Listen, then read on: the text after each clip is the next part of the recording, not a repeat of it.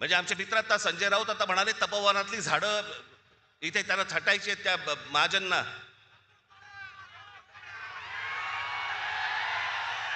अहो लाकूड तोड्या बरा होता.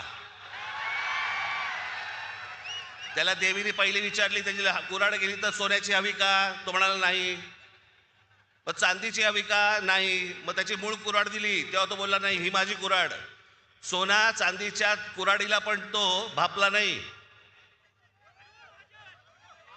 बाई ते मला कळलं, मला कोणाला बद्दल बोलतोय, मला काय सांगताय, नावं ठेवण्यामध्ये मी पटाय, तुम्ही नाही.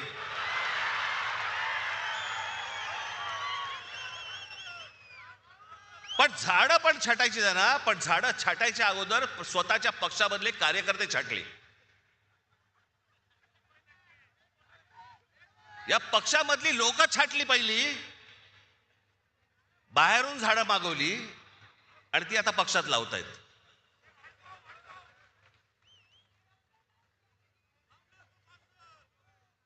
ही कोणती परिस्थिती, हे कोणतं राजकारण, हे कोणत्या निवडणुका चालू आहेत महाराष्ट्रामध्ये.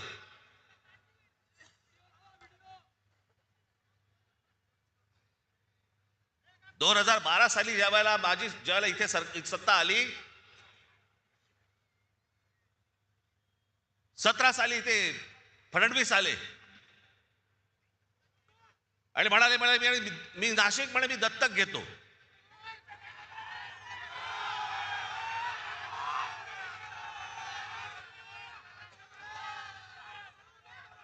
आणि त्या सगळ्या गोष्टींना नाशिककर भुलले आणि आम्ही जी कामं करून ठेवली होती ती सगळे विसरले.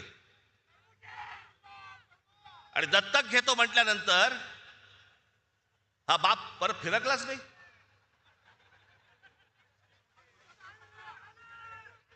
काय काय गोष्टी करतो म्हणून सांगितल्या होत्या, कोणत्या कोणत्या गोष्टी करतो म्हणून सांगितल्या होत्या.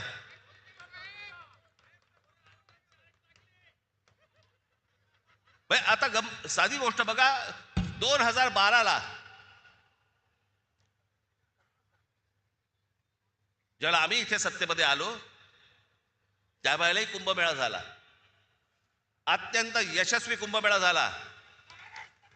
त्यावेळेला त्यावेळेचे इथे उत्तम सगळेच त्यावेळेचे नगरसेवक सर्व पक्षांचे सगळ्यांच्या बरोबर घेऊन साथीने सगळे हा उत्तम कुंभमेळा झाला. एकही झाड कापलं गेलं नाही त्यावेळेला.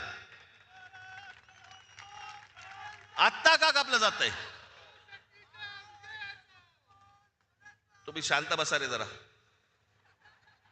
नाही तर तू ये इकडे आणि मार बोंब परत सारखी.